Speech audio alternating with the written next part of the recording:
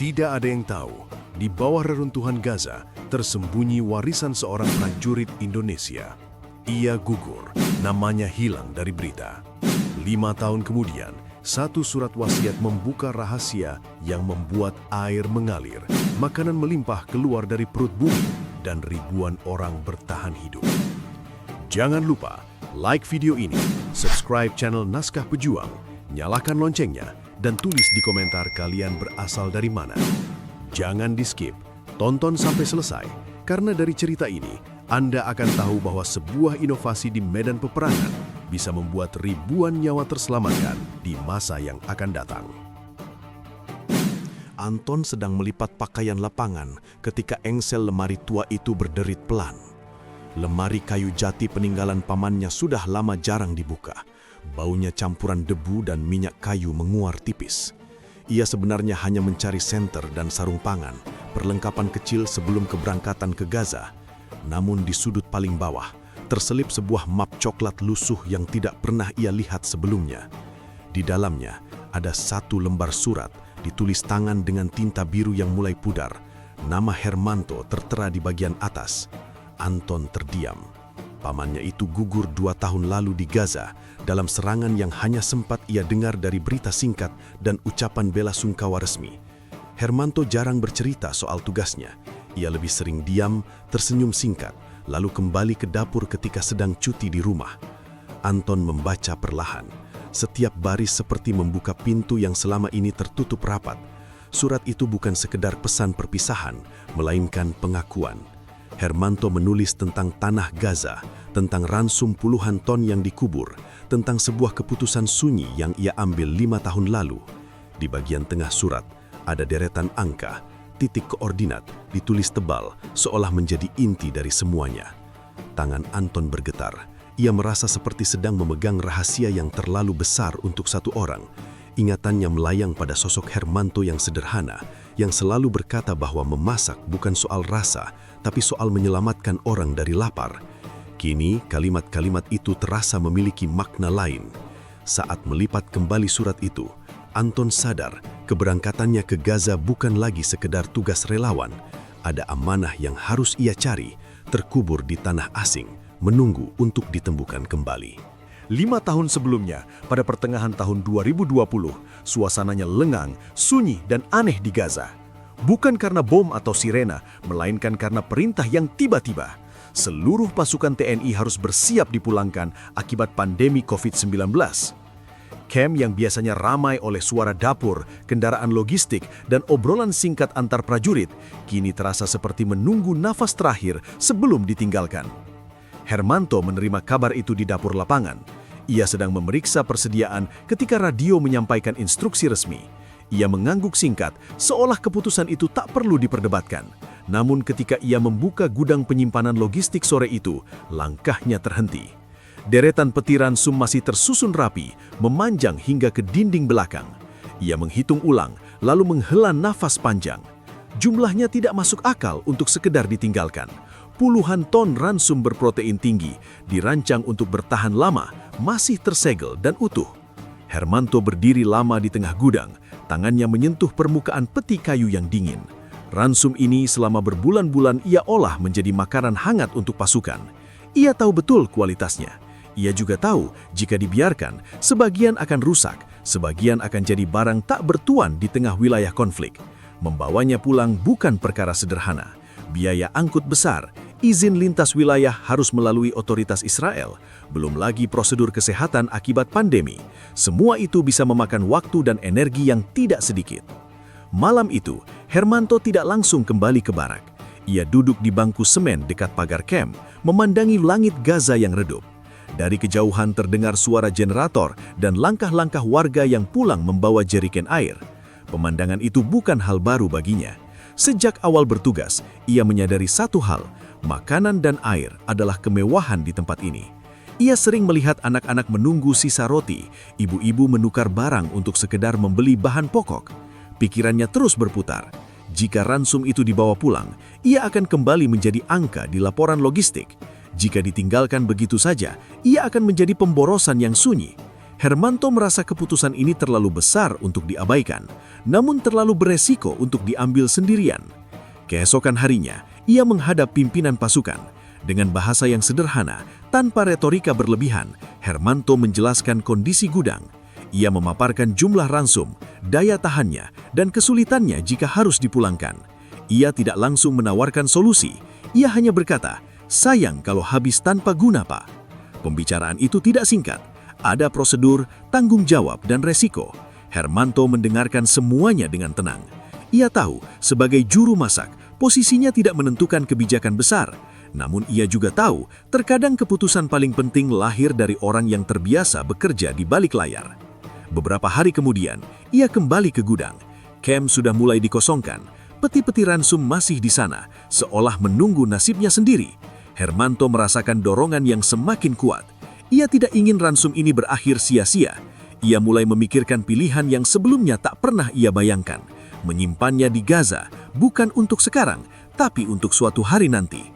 Ia mulai berkeliling mencari lokasi yang aman dan jarang dilalui. Di belakang sebuah sekolah yang sudah lama tak beroperasi penuh, ia menemukan sebidang tanah kosong. Tidak terlalu mencolok, namun cukup dekat dengan pemukiman. Ketika hujan turun beberapa hari kemudian, ia melihat genangan air bertahan lebih lama di sana. Tanah itu menyimpan sesuatu. Hermanto menjongkok, menyentuh permukaannya. Ia tidak tahu apakah keputusannya kelak akan dipuji atau disesali. Yang ia tahu, di masa depan, Gaza mungkin akan lebih membutuhkan makanan dan air daripada apapun. Pandemi ini akan berlalu, tetapi konflik belum tentu berhenti. Malam terakhir sebelum keberangkatan, Hermanto kembali ke gudang untuk terakhir kalinya. Ia memandang peti-peti ransum itu seperti melihat amanah yang dititipkan tanpa kata. Di dadanya ada rasa takut, tapi juga keyakinan yang aneh bahwa meninggalkan sesuatu untuk masa depan bukanlah pelanggaran, melainkan bentuk tanggung jawab yang lain. Di tengah sunyi camp yang hampir kosong, Hermanto membuat pilihannya. Sebuah keputusan yang tidak tercatat di laporan resmi, tidak diumumkan dalam apel, dan tidak akan segera terlihat hasilnya. Namun keputusan itulah yang kelak akan menghubungkan masa lalu dan masa depan melalui tanah yang menyimpan harapan. Hermanto berdiri di depan bangunan kantor komando dengan seragam yang sudah mulai pudar warnanya. Pagi itu udara Gaza terasa berat, bukan karena panas, melainkan karena keputusan yang akan ia sampaikan. Ia menarik napas dalam sebelum mengetuk pintu.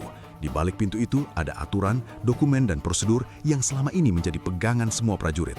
Dan hari ini ia datang membawa sesuatu yang berada di luar kebiasaan. Di dalam ruangan, pimpinan pasukan duduk di balik meja yang penuh map dan berkas penarikan pasukan.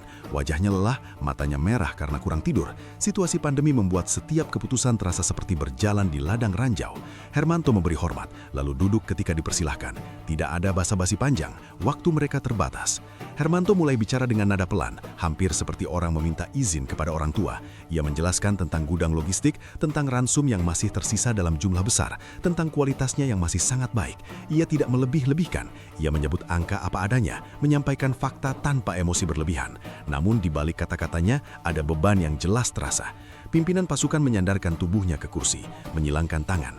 Ia sudah mendengar laporan tentang sisa logistik, tetapi belum ada keputusan final.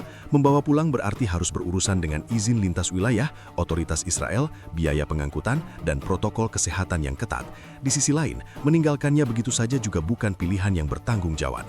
Hermanto berhenti sejenak, lalu melanjutkan. Ia mengemukakan rencananya dengan sederhana.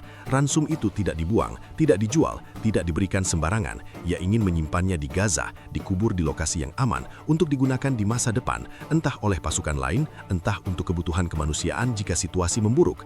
Ia tahu kalimat itu terdengar berbahaya. Kata mengubur bisa disalahartikan sebagai pelanggaran serius. Ruangan itu menjadi hening, jam dinding berdetak pelan. Pimpinan pasukan menatap Hermanto lama, seolah mencari celah dalam logika yang ia sampaikan. Risiko hukum langsung terlintas. Jika ransum itu hilang, jika ditemukan pihak lain, jika dianggap salah guna aset negara, semua tanggung jawab bisa berujung pada sanksi berat. Ini bukan prosedur. Akhirnya pimpinan pasukan berkata, suaranya datar namun tegas. Hermanto mengangguk. Ia tidak menyangkal. Saya tahu, Pak, tapi kalau dibawa pulang risikonya juga besar. Biaya, izin, waktu, dan kalau ditinggal begitu saja, ransum itu bisa rusak. Di sini, orang-orang kekurangan.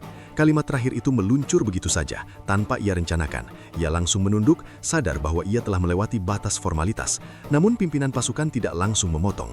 Wajahnya berubah, bukan marah, melainkan berpikir. Percakapan berlanjut panjang. Mereka membahas kemungkinan terburuk, skenario jika keputusan itu bocor, jika ransum tersebut disalahgunakan, jika suatu hari diminta pertanggungjawaban. Hermanto mendengarkan semuanya. Ia tidak memotong, tidak membela diri secara emosional. Ia hanya menegaskan satu hal, ia siap bertanggung jawab secara pribadi atas ransum itu.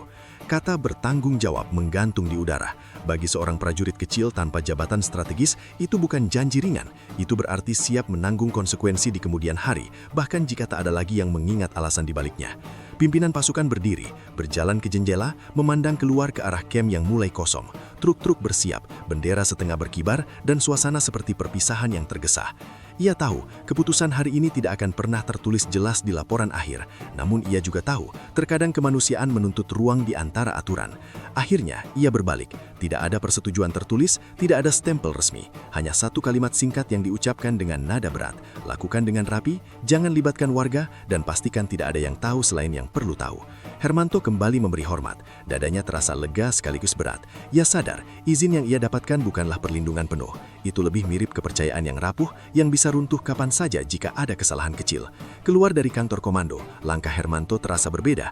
Ia tidak merasa menang. Ia merasa sedang berjalan di jalur sempit tanpa pagar. Setiap keputusan selanjutnya harus sempurna. Tidak boleh ada kesalahan, tidak boleh ada saksi yang tidak perlu. Malam itu, saat ia kembali ke barak, Hermanto menatap langit Gaza yang gelap. Ia tahu, apa yang ia lakukan tidak akan pernah dianggap heroik. Tidak ada medali untuk ransum yang dikubur, tidak ada pujian untuk keputusan sunyi. Namun di dalam dirinya, ada keyakinan yang semakin menguat.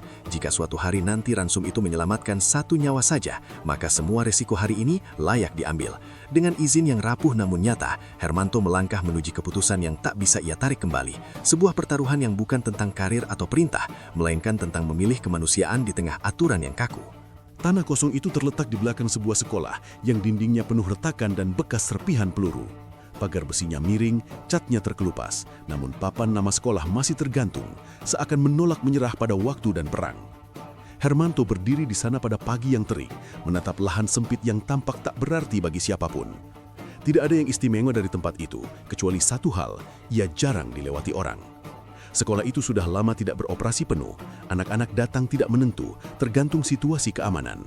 Bangunan di belakangnya terlindung dari pandangan jalan utama, tersembunyi dari lalu lalang patroli. Bagi Hermanto, lokasi ini cukup aman, tidak terlalu terpencil, namun juga tidak mencolok. Ia memilihnya bukan karena perhitungan militer yang rumit, melainkan karena naluri sederhana, tempat yang masih dekat dengan kehidupan warga. Ia datang dengan peralatan seadanya, sekop tua, linggis pendek, dan beberapa pipa besi yang ia kumpulkan dari sisa logistik. Tidak ada alat berat, tidak ada tim besar, semua harus dilakukan senyap. Setiap bunyi logam yang menghantam tanah terasa terlalu keras di telinganya. Ia bekerja saat matahari belum tinggi, sebelum panas menjadi musuh kedua setelah waktu. Galian pertama berjalan lambat, tanahnya keras di lapisan atas, bercampur puing kecil dan debu bangunan. Keringat mengalir di punggung Hermanto, membasahi seragamnya. Ia berhenti sejenak, menarik napas, lalu melanjutkan. Di kepalanya berputar satu pertanyaan, apakah ini keputusan yang benar? Namun tangannya tetap bergerak, seolah tubuhnya telah memilih sebelum pikirannya selesai ragu. Beberapa jam kemudian, ujung sekopnya menghantam sesuatu yang berbeda.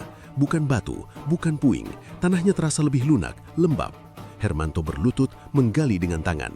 Tak lama, air merembas perlahan, mengisi cekungan kecil yang ia buat. Ia terdiam.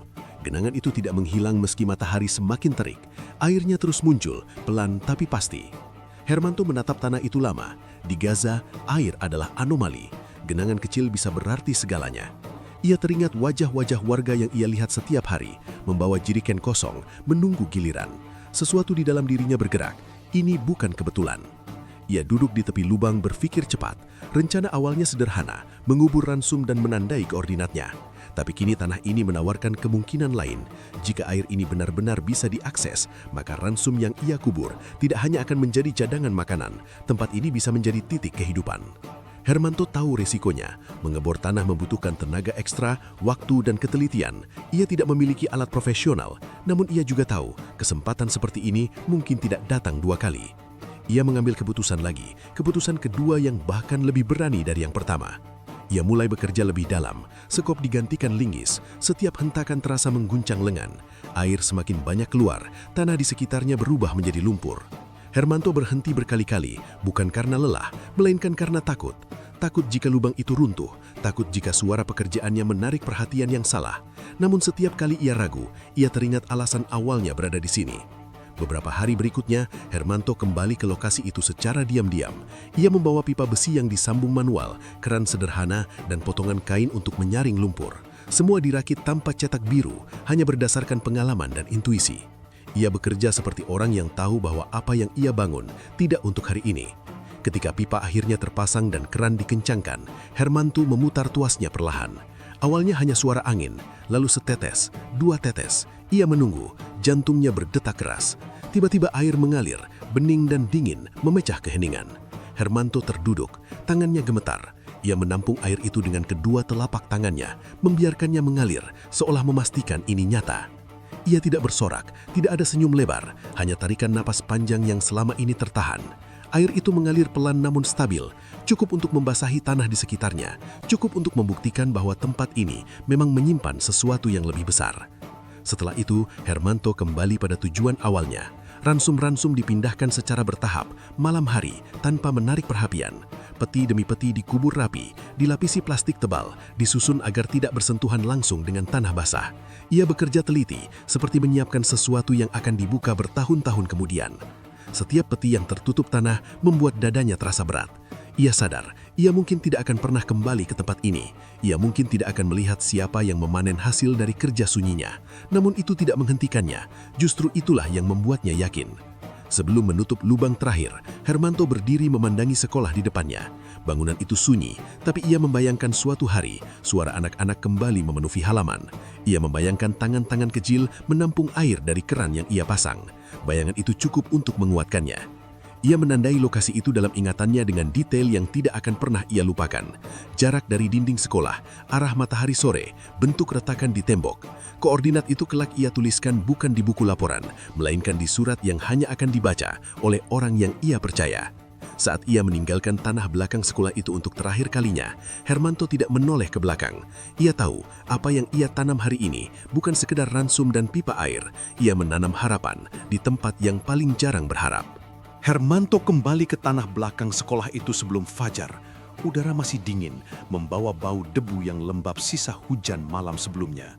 Ia memilih waktu ini karena sunyi, tak ada anak-anak, tak ada warga yang melintas, tak ada mata yang bertanya. Di pundaknya tergantung tas kain berisi pipa besi, sambungan sederhana, dan sebuah keran yang catnya sudah terkelupas.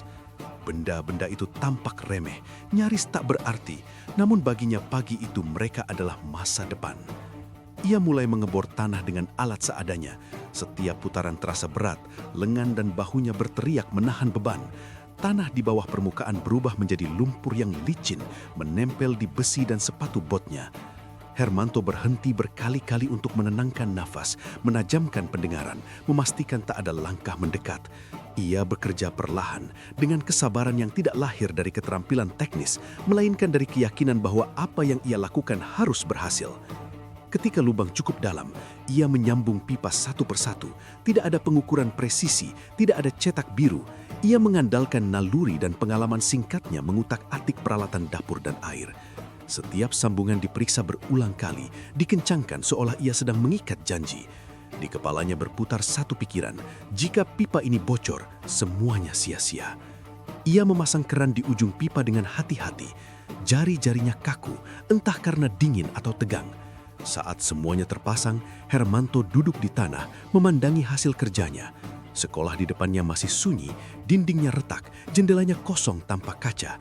Ia merasa seolah berdiri di antara dua dunia, yang lama penuh reruntuhan dan yang baru belum terbentuk. Ia memutar keran itu perlahan. Awalnya tidak ada apa-apa, hanya suara angin yang melintas. Hermanto menahan nafas. Ia memutar sedikit lagi. Bunyi samar terdengar dari dalam pipa, seperti bisikan. Lalu setetes air jatuh ke tanah. Hermanto terpaku. Setetes kedua menyusul, lalu ketiga. Dalam hitungan detik, air mengalir lebih deras, jernih, dingin, memantulkan cahaya pagi yang baru muncul. Hermanto tersenyum kecil, hampir tak terlihat. Ia menampung air itu dengan kedua tangannya, membasuh wajahnya, lalu meminumnya sedikit. Rasanya segar, bersih. Hermanto kembali ke tanah belakang sekolah itu sebelum fajar. Udara masih dingin, membawa bau debu yang lembab sisa hujan malam sebelumnya. Ia memilih waktu ini karena sunyi, tak ada anak-anak, tak ada warga yang melintas, tak ada mata yang bertanya. Di pundaknya tergantung tas kain berisi pipa besi, sambungan sederhana, dan sebuah keran yang catnya sudah terkelupas. Benda-benda itu tampak remeh, nyaris tak berarti, namun baginya pagi itu mereka adalah masa depan. Ia mulai mengebor tanah dengan alat seadanya. Setiap putaran terasa berat, lengan dan bahunya berteriak menahan beban. Tanah di bawah permukaan berubah menjadi lumpur yang licin, menempel di besi dan sepatu botnya. Hermanto berhenti berkali-kali untuk menenangkan nafas, menajamkan pendengaran, memastikan tak ada langkah mendekat. Ia bekerja perlahan, dengan kesabaran yang tidak lahir dari keterampilan teknis, melainkan dari keyakinan bahwa apa yang ia lakukan harus berhasil. Ketika lubang cukup dalam, ia menyambung pipa satu persatu. Tidak ada pengukuran presisi, tidak ada cetak biru. Ia mengandalkan naluri dan pengalaman singkatnya mengutak-atik peralatan dapur dan air. Setiap sambungan diperiksa berulang kali, dikencangkan seolah ia sedang mengikat janji. Di kepalanya berputar satu pikiran, jika pipa ini bocor, semuanya sia-sia. Ia memasang keran di ujung pipa dengan hati-hati. Jari-jarinya kaku, entah karena dingin atau tegang. Saat semuanya terpasang, Hermanto duduk di tanah, memandangi hasil kerjanya. Sekolah di depannya masih sunyi, dindingnya retak, jendelanya kosong tanpa kaca. Ia merasa seolah berdiri di antara dua dunia, yang lama penuh reruntuhan dan yang baru belum terbentuk. Ia memutar keran itu perlahan. Awalnya tidak ada apa-apa, hanya suara angin yang melintas. Hermanto menahan nafas. Ia memutar sedikit lagi. Bunyi samar terdengar dari dalam pipa seperti bisikan. Lalu setetes air jatuh ke tanah. Hermanto terpaku. Setetes kedua menyusul, lalu ketiga. Dalam hitungan detik, air mengalir lebih deras, jernih, dingin, memantulkan cahaya pagi yang baru muncul. Hermanto tersenyum kecil, hampir tak terlihat. Ia menampung air itu dengan kedua tangannya, membasuh wajahnya, lalu meminumnya sedikit. Rasanya segar, bersih. Untuk sesaat, ia membiarkan air itu mengalir begitu saja, seolah jika ia menutupnya, keajaiban itu akan hilang. Di dalam dadanya, sesuatu menghangat, bukan kebanggaan, melainkan kelegaan yang dalam. Ia tahu, keran ini bukan untuk hari ini. Ia tidak memanggil warga, ia tidak mengumumkan apapun. Ia menutup keran itu kembali setelah memastikan alirannya stabil. Keran itu harus menunggu. Seperti ransum yang akan ia kubur, air ini adalah janji yang ditujukan kepada masa depan. Hari-hari berikutnya dihabiskan Hermanto untuk pekerjaan yang lebih berat. Ransum-ransum dipindahkan secara bertahap. Ia bekerja malam hari, memanfaatkan bayangan dan sunyi.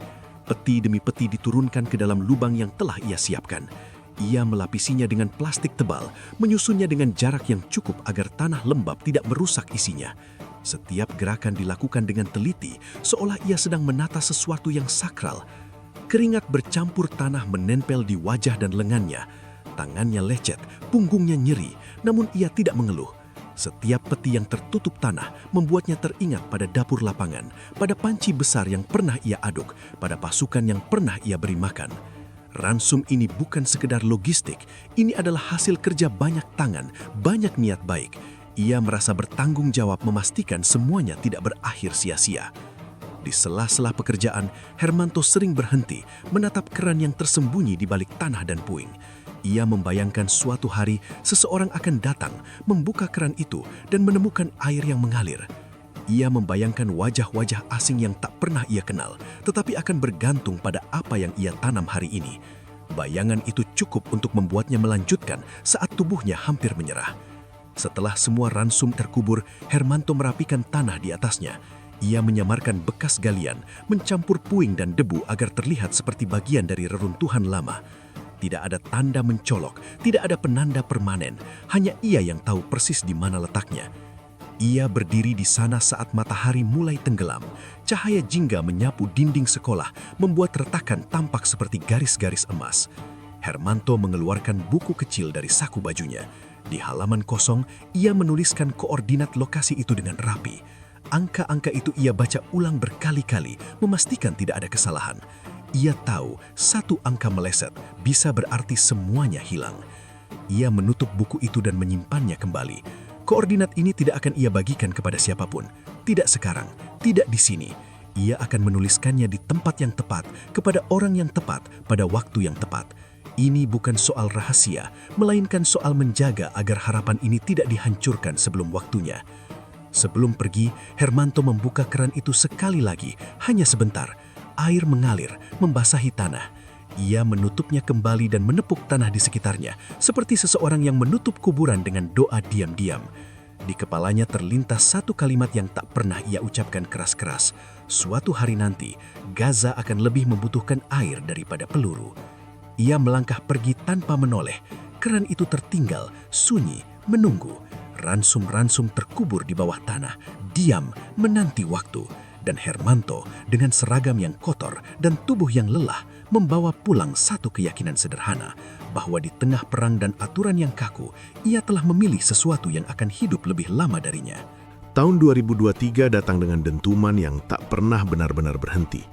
Gaza kembali berguncang, kali ini lebih keras, lebih dekat, dan lebih sering. Ledakan tidak lagi terdengar seperti ancaman jauh di kejauhan, melainkan seperti denyut harian yang mengatur ritme hidup. Hermanto mengenali pola itu dengan cepat.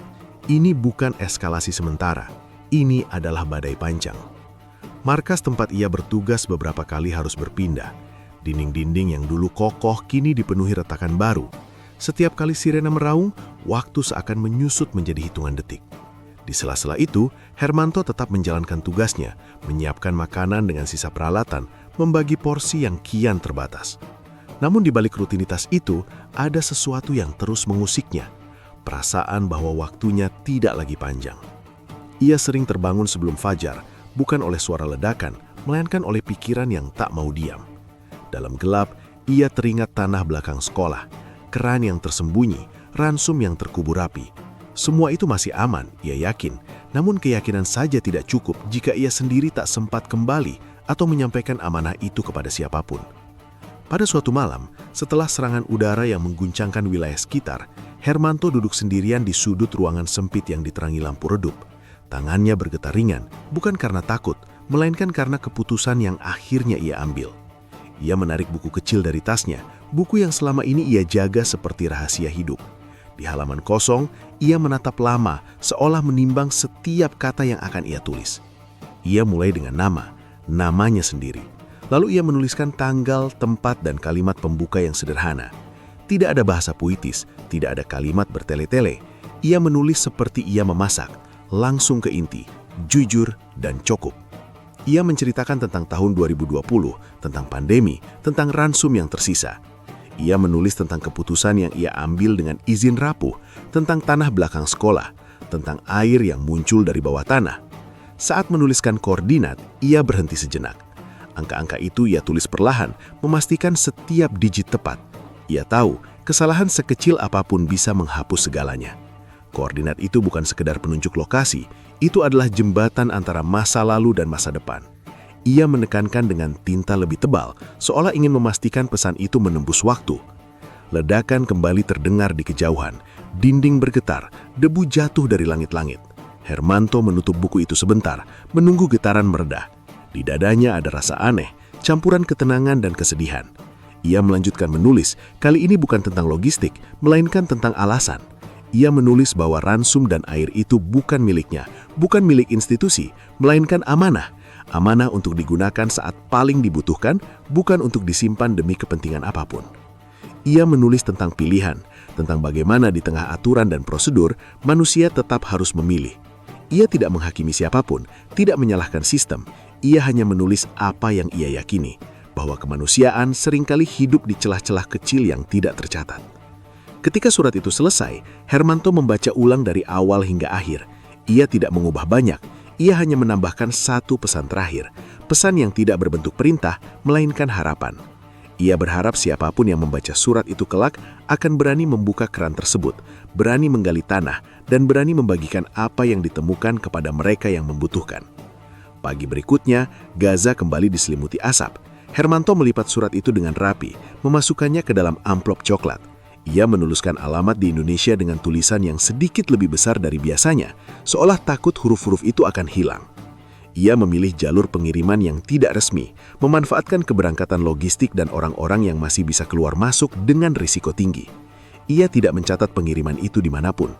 Saat amplop itu berpindah tangan, Hermanto merasakan sesuatu yang sulit dijelaskan. Bukan lega sepenuhnya, bukan takut sepenuhnya. Ia hanya tahu sebagian dari dirinya kini berada di luar Gaza, bergerak perlahan menuju seseorang yang ia percaya. Hari-hari setelahnya terasa semakin berat, serangan kian intens, wilayah aman semakin menyempit. Hermanto tetap bertahan, tetap bekerja, tetap membantu semampunya. Namun kini setiap sirena berbunyi, ia tidak lagi merasa panik. Ada penerimaan yang tenang, seolah ia telah menyelesaikan sesuatu yang penting. Pada suatu sore, ia kembali teringat sekolah itu. Ia membayangkan tanah yang menutup ransum, keran yang menunggu untuk dibuka. Ia membayangkan seseorang berdiri di sana suatu hari nanti, membaca koordinat yang ia tulis, merasakan air yang sama mengalir di telapak tangan mereka. Bayangan itu membuatnya tersenyum tipis. Malam itu, sebelum tidur, Hermanto menatap langit Gaza yang merah oleh cahaya ledakan jauh. Ia tidak berdoa panjang, ia hanya memejamkan mata dan berharap satu hal. Jika waktunya memang hampir habis, maka biarlah amanah itu menemukan jalannya sendiri. Ia tidak tahu apakah surat itu akan sampai tepat waktu. Ia tidak tahu siapa yang akan membacanya. Namun di tengah perang yang tak memberi kepastian apapun, Hermanto telah melakukan satu-satunya hal yang bisa ia kendalikan. Meninggalkan petunjuk, meninggalkan pilihan, dan mempercayakan sisanya kepada manusia lain dan pada waktu.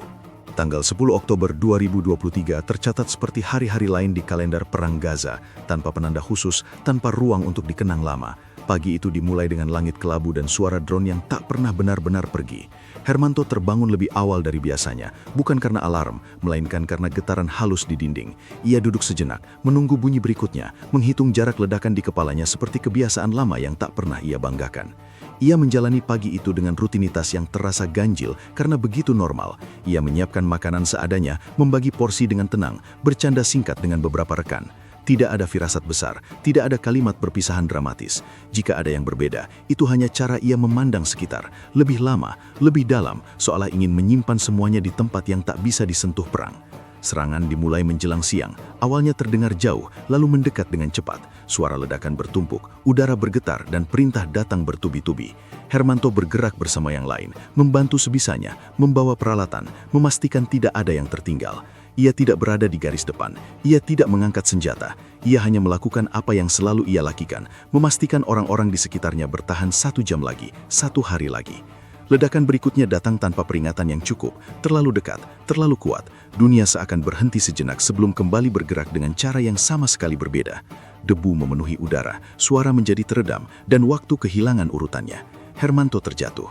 Tidak ada adena heroik, tidak ada teriakan, hanya benturan singkat dan keheningan yang aneh. Ketika semuanya kembali jelas, Hermanto sudah tidak bergerak. Tubuhnya tertutup debu dan serpihan. Wajahnya tenang, seperti seseorang yang akhirnya bisa beristirahat. Rekan-rekannya berusaha mendekat, namun situasi memaksa mereka mundur. Serangan susulan datang. Tidak ada waktu untuk upacara, tidak ada ruang untuk duka yang layak. Dalam perang, bahkan kematian harus menunggu giliran. Berita tentang gugurnya Hermanto dicatat singkat, sebaris laporan, satu nama di antara banyak nama lain. Di luar Gaza, dunia bergerak dengan kecepatan yang tidak mengenal jeda. Judul berita berganti, perhatian berpindah, angka-angka korban bertambah, lalu dilupakan. Hermanto menjadi bagian dari statistik, tanpa catatan tentang dapur lapangan, tanpa cerita tentang tanah belakang sekolah, dan tanpa koordinat yang ia tulis dengan tangan gemetar.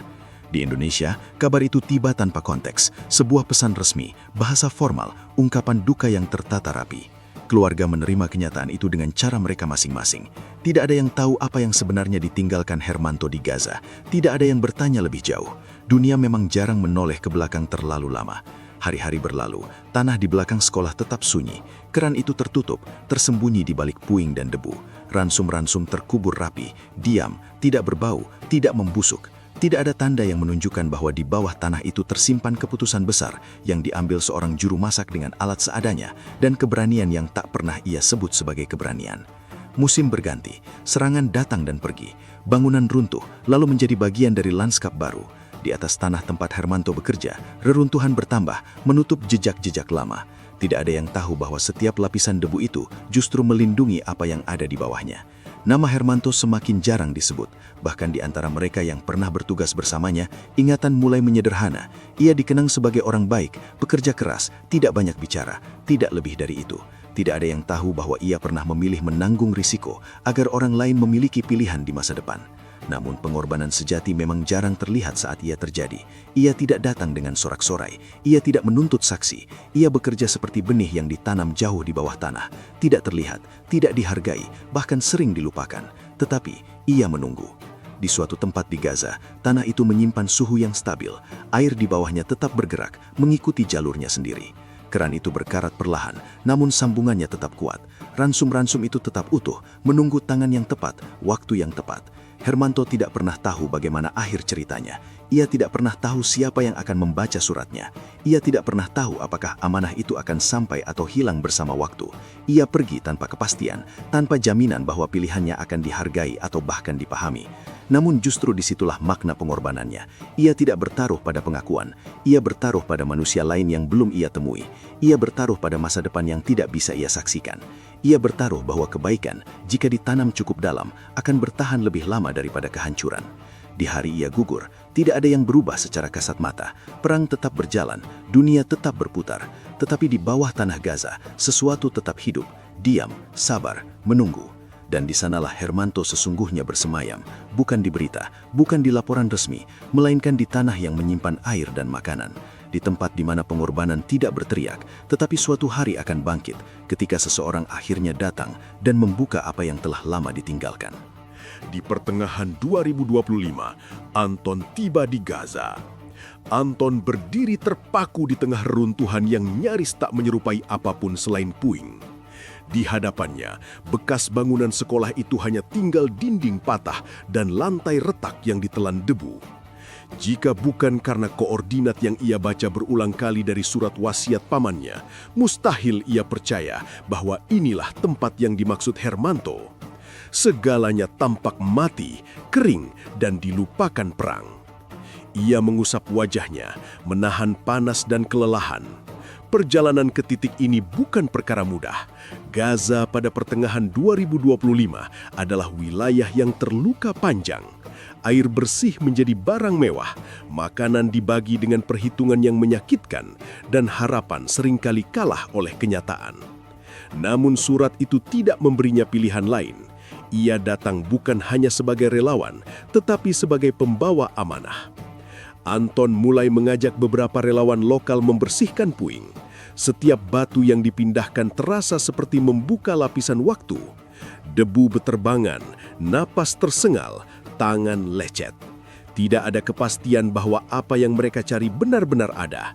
Hanya keyakinan yang ditinggalkan seorang paman yang kini tinggal nama. Ketika ujung pipa besi itu akhirnya terlihat di balik tanah yang mengeras, Anton membeku. Jantungnya berdegup lebih cepat. Ia berlutut, membersihkan sisa-sisa pasir dengan tangan sendiri, seolah takut satu gerakan kasar bisa merusak sesuatu yang rapuh. Keran itu berkarat, catnya mengelupas, tetapi bentuknya masih utuh, persis seperti yang digambarkan Hermanto.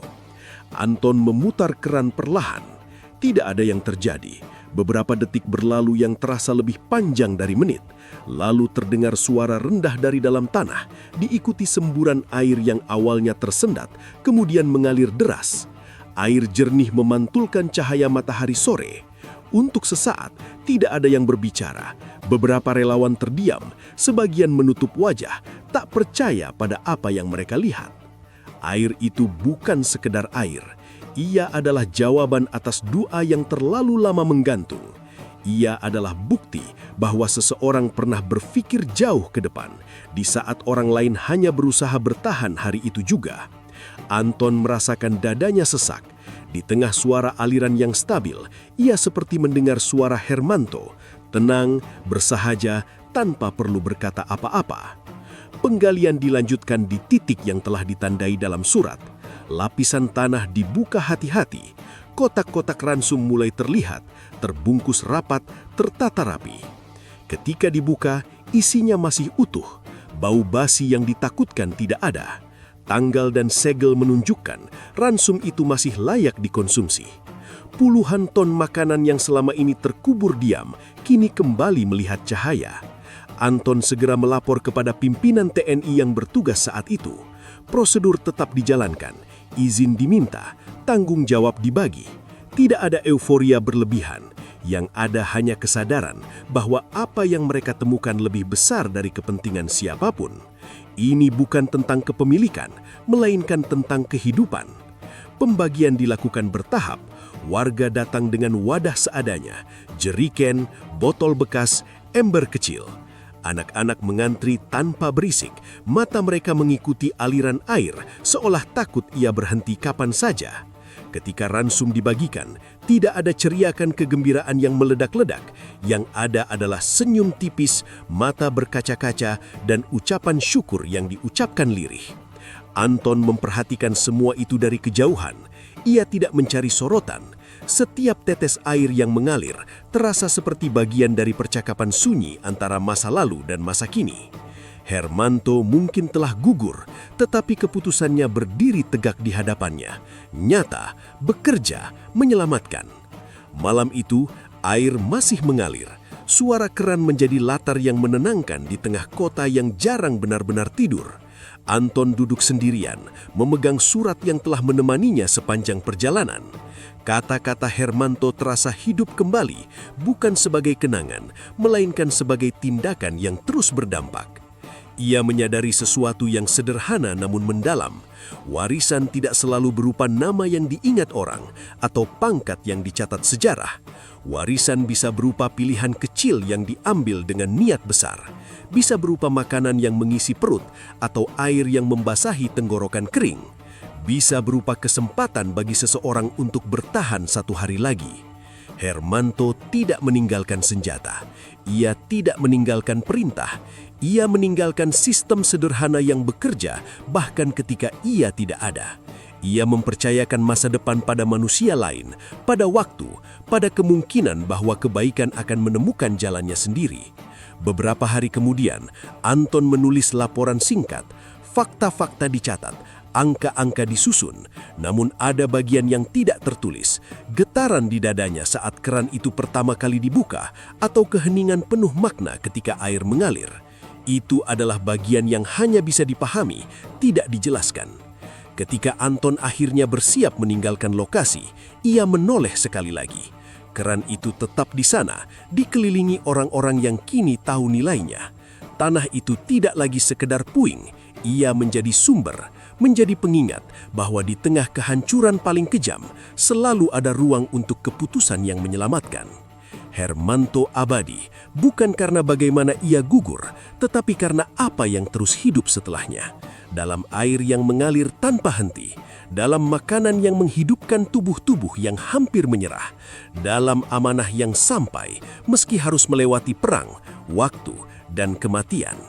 Dan selama air itu terus mengalir, selama ada tangan yang menadahkan wadah untuk kehidupan, nama Hermanto tidak benar-benar pergi. Ia menyatu dengan aliran itu, tenang, memberi, dan tak pernah meminta kembali.